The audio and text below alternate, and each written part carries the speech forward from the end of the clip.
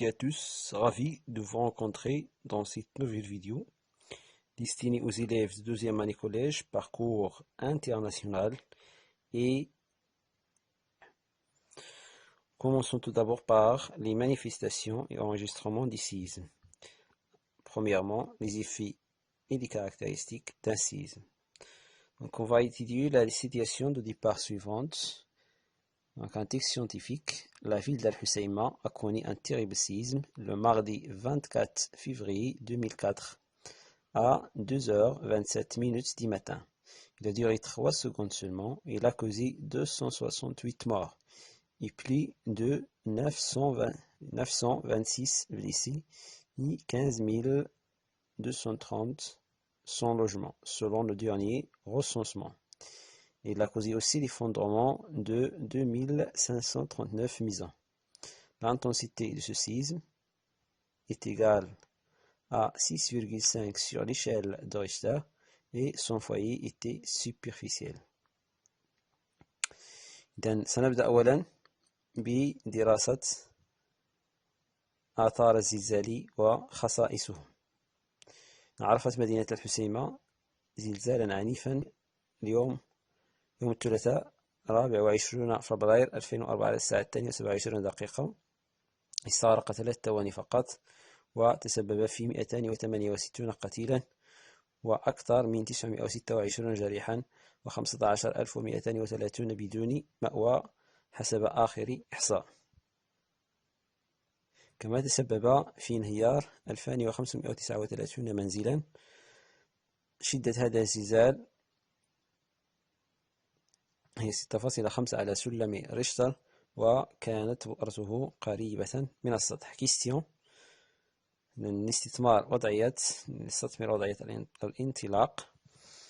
إذن بالنسبة للأسئلة السؤال الأول la première question définir le séisme. Qu'est-ce qu'un séisme? Donc un séisme s'appelle aussi le tremblement de terre ou les tremblements de terre.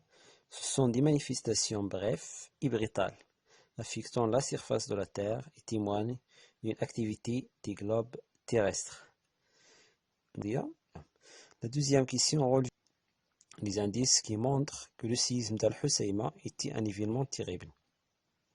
Bien sûr, la réponse, on va relever les réponses ou les indices à partir du texte. Donc les indices qui montrent que le séisme d'Al-Husayma est un événement terrible. Ce séisme a causé des dégâts immenses, c'est-à-dire les morts, les blessés, les personnes sans logement, ainsi que des dégâts matériels, l'effondrement des maisons, des hôpitaux, des écoles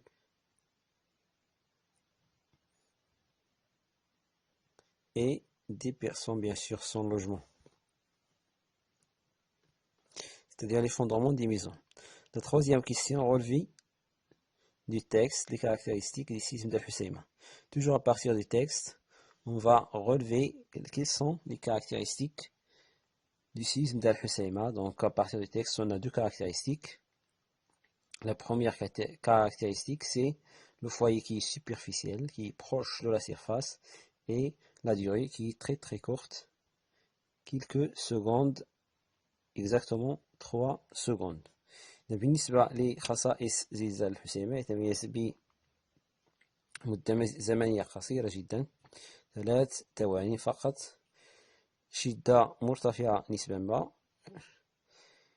شدة مرتفعة نوعا ما 6.5 درجة على سلم ريشتر. Donc une intensité élevée 6,5 degrés sur l'échelle de Richter وبؤرة قريبة من السطح, un foyer superficiel. On passe maintenant à l'enregistrement du séisme et la mesure dans l'intensité sismique. Comment les séismes sont enregistrés et quels sont les outils utilisés pour mesurer l'intensité sismique.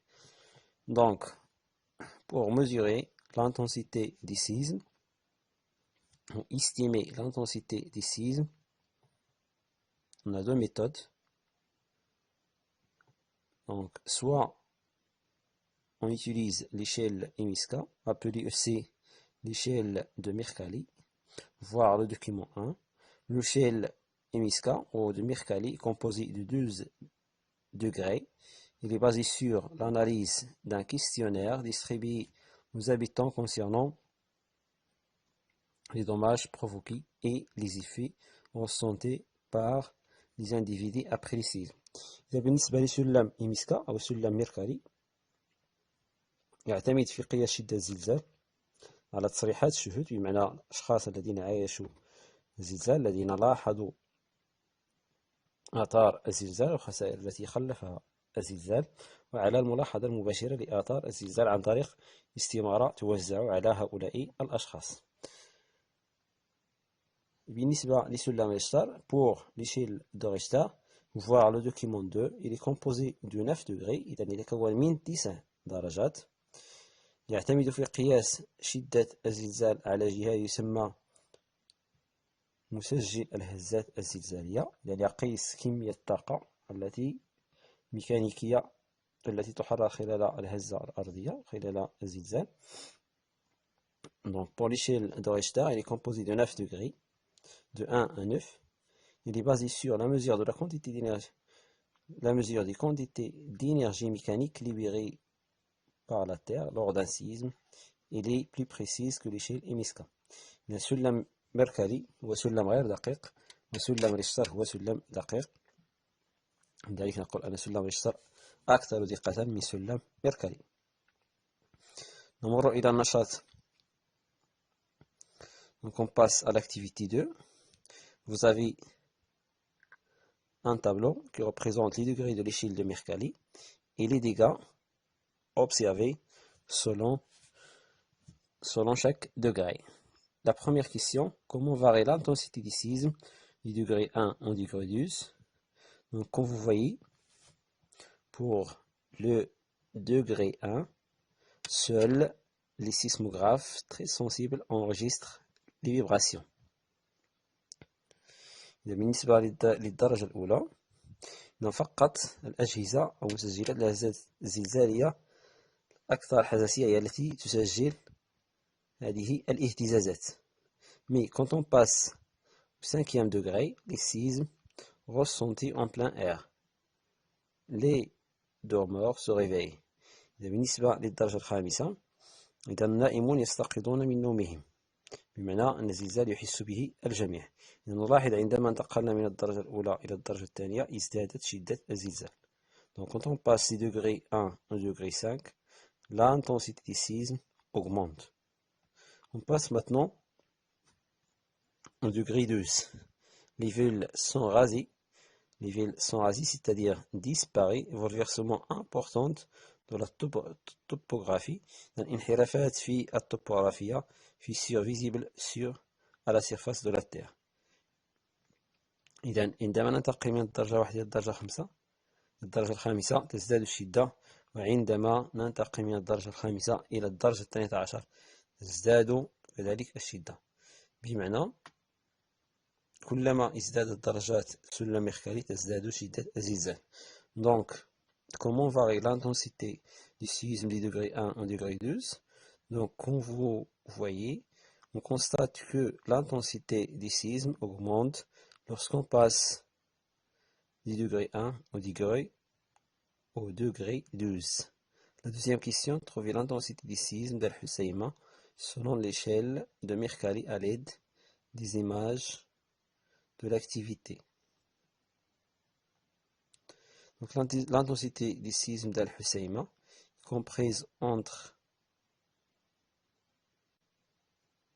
à peu près 7 et 8 degrés selon les dégâts causés par le séisme, bien sûr, qui sont représentés sur les images. La troisième question, l'échelle de Mercalli est-elle précise? Justifie ta réponse. Et bien sûr, l'échelle de Mercalli, c'est une échelle qui n'est pas précise. Pourquoi? Parce qu'il est basé sur les déclarations des témoins qui sont souvent fausses ou exagérées, et l'observation directe, c'est-à-dire une estimation de l'intensité, observation directe des effets des séismes. La quatrième question, proposer un outil plus précis que l'échelle de Mercalli. On propose l'échelle de Richter. Pourquoi? Parce qu'il utilise et utilise un ETI qui mesure l'intensité des séismes avec précision. Il s'agit des sismographes. Donc, pour mesurer l'intensité des séismes avec précision, on peut utiliser un appareil appelé sismographe.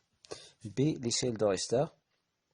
Activité 3. Les séismes provoquent des vibrations qui se propagent dans toutes les directions de l'espace sous forme d'ondes sismiques. Ces ondes sont enregistrées à l'aide des sismographes, voir le document 1. On obtient un sismogramme, voir le document 2, qui représente les 3 types des ondes sismiques. La première question, compléter le document 2 en déterminant les types des ondes sismiques enregistrées sur le sismogramme. Donc, comme vous voyez sur le sismogramme, on a 3 types de ondes sismiques. Les ondes sismiques P, les ondes sismiques primaires, الموجات الزلزالية الأولية, puis les ondes sismiques secondaires, les ondes S, الموجات الزلزالية الثانوية, et enfin les ondes sismiques longues, الموجات الزلزالية الطويلة, ou les ondes L. Deuxièmement, classer ces ondes selon le temps de leur enregistrement. Donc, comme vous voyez sur le sismogramme, les ondes P arrivent en premier à la station d'enregistrement et sont enregistrées en premier. C'est pourquoi ils s'appellent les ondes primaires. Ensuite, c'est les ondes S qui arrivent après 6 minutes à peu près. Donc, les ondes secondaires s'enregistrent, arrivent à la station d'enregistrement et le sismographe l'enregistre. Enfin, c'est les ondes L, les ondes longues. On a analysé le sismogramme. Donc, pour l'analyse des sismogrammes, les ondes P, les ondes primaires, sont les ondes les plus rapides. Ils se propagent dans tous les milieux. Leur sens de vibration est parallèle à la direction de la propagation. Pour les ondes S, arrivent après les ondes P, c'est-à-dire en deuxième lieu, et tous les milieux. Ils ne se propagent pas dans les milieux liquides. Le sens de vibration est perpendiculaire à la direction de la propagation. Pour les ondes L, les ondes longues, c'est les plus tardifs. Ils se propagent à la surface de la Terre. إلى هنا أودعك عزيزي التلميذ والسلام عليكم ورحمة الله.